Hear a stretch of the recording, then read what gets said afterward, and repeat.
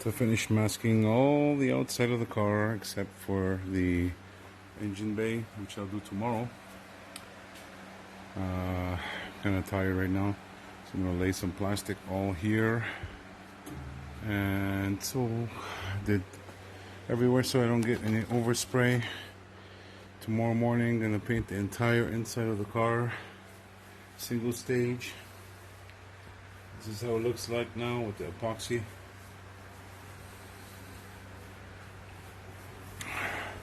Gonna be painting the trunk too.